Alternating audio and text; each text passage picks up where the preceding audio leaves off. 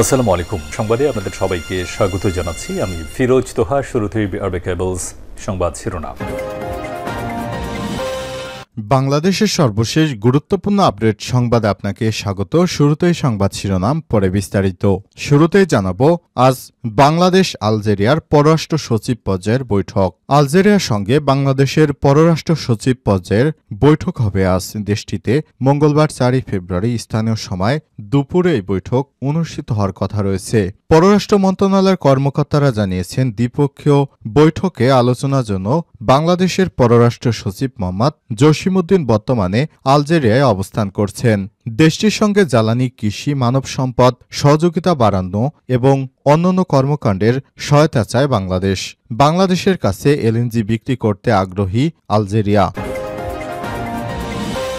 এরপর জানাবো, বিএনপি ক্ষমতায় গেলে বিনামূল্যে স্বাস্থ্যসেবা নিশ্চিত করবে বললেন খন্দকার মোশারেফ। বাংলাদেশ জাতীয়তাবাদী দল বিএনপির জাতীয় স্থায়ী কমিটির সদস্য খন্দকার মোশারেফ হোসেন বলেছেন, ভেঙে পড়া স্বাস্থ্য কাঠামো ঠিক করে বিএনপি ক্ষমতায় গেলে সবার জন্য বিনামূল্যে স্বাস্থ্যসেবা নিশ্চিত করা হবে। এদিকে 2 থেকে 3 মাসের মধ্যেই মূল্যস্ফীতি সহনীয় পর্যায়ে নেমে আসবে বললেন অর্থ উপদেষ্টা ড সালেউদ্দিন আহমেদ। বাংলাদেশের মূল্যস্ফীতি নিয়ন্ত্রণে আনতে আরও 2 থেকে 3 মাস আমাদের অপেক্ষা করতে হবে বলে জানিয়েছেন অন্তর্বর্তীকালীন সরকারের অর্থ উপদেষ্টা ড সালেউদ্দিন আহমেদ। আজ সচিবালয়ে মন্ত্রিপরিষদ বিভাগের সম্মেলন কক্ষে অনুষ্ঠিত সরকারি ক্রয় সংক্রান্ত উপদেষ্টা পরিষদ কমিটির বৈঠক শেষে তিনি এসব কথা বলেন। এবারে জানাবো, সংস্কারে কথা বলে ধোঁয়াশা তৈরি করবেন না রিজভী। অন্তর্বর্তীকালীন সরকারের উদ্দেশ্যে বিএনপির সিনিয়র যুগ্ম মহাসচিব অ্যাডভোকেট রুহুল কবির রিজভী আহমেদ বলেছেন, সংস্কার করে ধোঁয়া তুলবেন না। বাংলাদেশের জনগণ তার পছন্দের প্রার্থীকে ভোট দিতে চায়, এজন্য সংস্কারের প্রয়োজন নেই। এদিকে লায়লাকে হত্যা চেষ্টার মামলায় প্রিন্স মামুনের বিচার শুরু। আলোচিত টিকটকার লায়লা আক্তার ফরাদের করা মারধর ও হত্যা চেষ্টার মামলায় আরেক টিকটকার আব্দুল্লাহ আল মামুন ওরফে প্রিন্স মামুনের বিরুদ্ধে অভিযোগ গঠন করেছে আদালত। এর মধ্য দিয়ে এ মামলায় আনুষ্ঠানিক বিচার কাজ শুরু হলো। আজ ঢাকার অতিরিক্ত chief metropolitan magistrate Mohammad Mahbubul হকের আদালত আসামির অব্যাহতির আবেদন নাকচ করে আদেশ দেয়। এদিকে আসামি মামুন আদালতে হাজির হন। এবং সর্বশেষ জানাবো, বৈষম্য বিরোধী ছাত্র আন্দোলন, কারা নির্যাতিত হয়ে ফিরে আসা প্রবাসীদের পুনর্বাসনের আহ্বান জামাতের। বৈষম্য বিরোধী ছাত্র আন্দোলনে কারা নির্যাতিত হয়ে দেশে আসা প্রবাসীদের পুনর্বাসনের আহ্বান জানিয়েছে বাংলাদেশ জামাত ইসলাম। সোমবার 3 ফেব্রুয়ারি দলের সেক্রেটারি জেনারেল ও সাবেক এমপি অধ্যাপক মিয়া গোলাম পরোয়ার এক বিবৃতিতে এই আহ্বান জানান। প্রিয় দর্শক, এতক্ষণ শুনছিলেন সংবাদ শিরোনাম, এবারে বিস্তারিত। তবে তার আগে বন্ধুরা, অনুরোধ থাকবে সংবাদটিতে একটি লাইক দিন। এই চ্যানেলে আপনি নতুন হয়ে থাকলে আমাদের সংবাদটি দেখতে দেখতে চ্যানেলটি সাবস্ক্রাইব করে রাখুন। কমেন্ট করে বন্ধুরা আপনার মূল্যবান মতামত জানিয়ে দিন আপনি বিশ্বের কোন দেশ থেকে বা বাংলাদেশের কোন স্থান থেকে আমাদের সংবাদটি দেখছেন এবং শুনছেন। এবারে বিস্তারিত। আজ বাংলাদেশ আলজেরিয়ার পররাষ্ট্র সচিব পর্যায়ের বৈঠক। আলজেরিয়ার সঙ্গে বাংলাদেশের পররাষ্ট্র সচিব পর্যায়ের বৈঠক হবে আজ দেশটিতে মঙ্গলবার 4 ফেব্রুয়ারি স্থানীয় সময় দুপুরে এই বৈঠক অনুষ্ঠিত হওয়ার কথা রয়েছে। পররাষ্ট্র মন্ত্রণালয়ের কর্মকর্তারা জানিয়েছেন, দ্বিপক্ষীয় বিষয়ে আলোচনার জন্য পররাষ্ট্র সচিব মোহাম্মদ জসিমউদ্দিন বর্তমানে আলজেরিয়ায় অবস্থান করছেন। দেশটির সঙ্গে জ্বালানি, কৃষি, মানব সম্পদ সহযোগিতা বাড়াতে চায় বাংলাদেশ। বাংলাদেশের কাছে এলএনজি বিক্রি করতে আগ্রহী দেশটি। পররাষ্ট্র মন্ত্রণালয়ের এক কর্মকর্তা বলেছেন, বাংলাদেশের পেট্রোবাংলা ও আলজেরিয়ার সেনাট্রাকের মধ্যে জ্বালানি সহযোগিতার বিষয়ে একটি সমঝোতা স্মারক প্রায় চূড়ান্ত হয়েছে।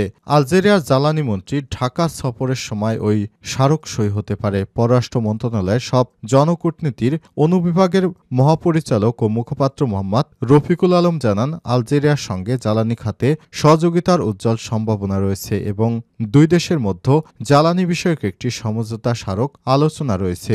মুখপাত্র আরও বলেছেন, আলজেরিয়ার chamber of commerce and industry, বাংলাদেশের এফবিসিসিআই ও মিশরের ফেডারেশন অব চেম্বার অব কমার্সের সঙ্গে Dhaka chamber of commerce and ইন্ডাস্ট্রির দুটি সমঝোতা স্মারক চূড়ান্ত করা হয়েছে।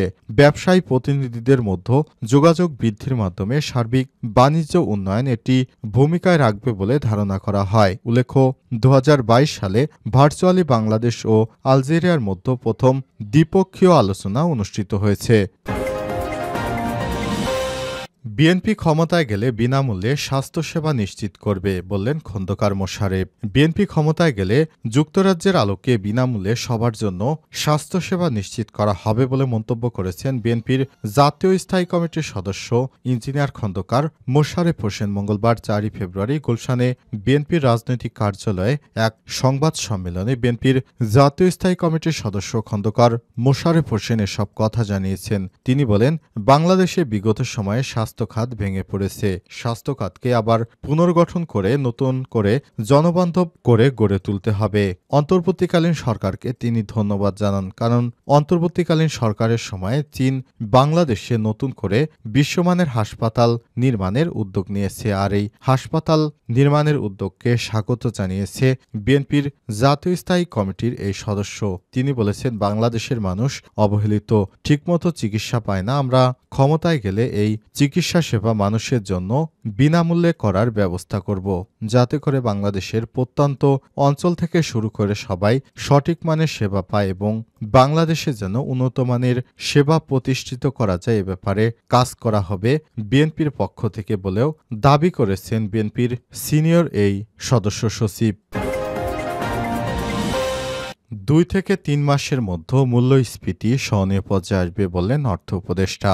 দেশের মূল্যস্ফীতি নিয়ন্ত্রণে আনতে আরও 2 থেকে 3 মাস অপেক্ষা করতে হবে বলে জানিয়েছেন অন্তর্বর্তীকালীন সরকারের অর্থ উপদেষ্টা ড. সালেউদ্দিন আহমেদ। আজ দুপুরে সচিবালয়ে মন্ত্রিপরিষদ বিভাগের সম্মেলন কক্ষে অনুষ্ঠিত সরকারি ক্রয় সংক্রান্ত উপদেষ্টা পরিষদ কমিটির বৈঠক শেষে তিনি এসব কথা বলেছেন।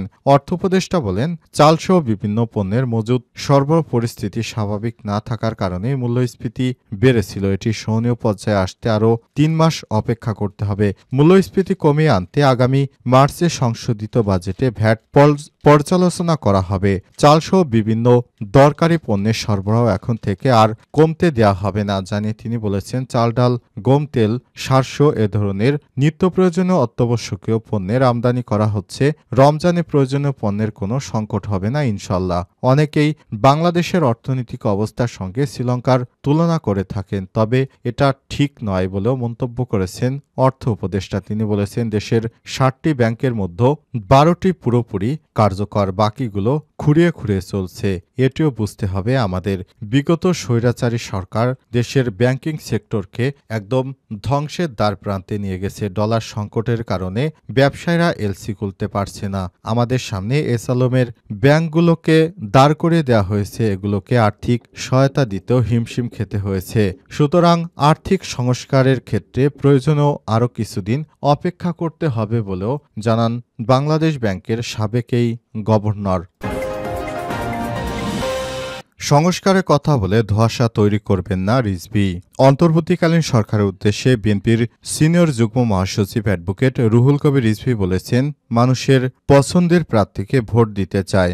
সংস্কারের কথা বলে ধোঁয়াশা তৈরি করবেন না। অন্তর্বর্তীকালীন সরকারের দায়িত্ব নির্বাচনের পরিবেশ সৃষ্টি করা এবং দ্রুত নির্বাচন দেয়া। মঙ্গলবার 4 ফেব্রুয়ারি দুপুরে সাবেক রাষ্ট্রপতি শহীদ জিয়াউর রহমানের মাজারে মানিকগঞ্জ জেলা বিএনপির নবগঠিত আহ্বায়ক কমিটির নেতৃত্ববৃন্দকে সঙ্গে নিয়ে পুষ্পার্ঘ্য অর্পণ শেষে সব কথা বলেন তিনি। রুহুল কবির রিজভী বলেছেন, দ্রুত সময়ে নির্বাচন দিতে হবে, তা না হলে আতঙ্ক তৈরি হবে। গণতন্ত্রের যাত্রা পথ যেন বাধার মুখে না পড়ে সেদিকেও খেয়াল রাখতে হবে। এ সময় তিনি বলেন, গ্যাসের দাম বৃদ্ধির সিদ্ধান্ত গণবিরোধী। মানুষের কষ্ট হচ্ছে, প্রতিদিন পণ্যের দাম বৃদ্ধি পাচ্ছে। মানুষের নাভিশ্বাস উঠে যাবে গ্যাস পণ্যের দর বাড়তে থাকলে। সাংবাদিকদের এক প্রশ্নের জবাবে বিএনপির যুগ্ম মহাসচিব বলেছেন, আওয়ামী লীগ এখনও সন্ত্রাসী কাজকর্মে লিপ্ত আছে। তারা রাজনীতি করতে পারবে কিনা এটা জাতীয় সিদ্ধান্তের ব্যাপার। সবাই মিলে সিদ্ধান্ত নিতে হবে আওয়ামী লীগ নির্বাচন করতে পারবে কিনা। এ ব্যাপারে বিএনপি একা কিছু বলতে পারবে না। কে নির্বাচন করতে পারবে না না পারবে সেটি জাতীয়ভাবে আলোচনার মাধ্যমে সমাধান হওয়া উচিত বলেও মন্তব্য করেছেন রুহুল কবির রিজভী।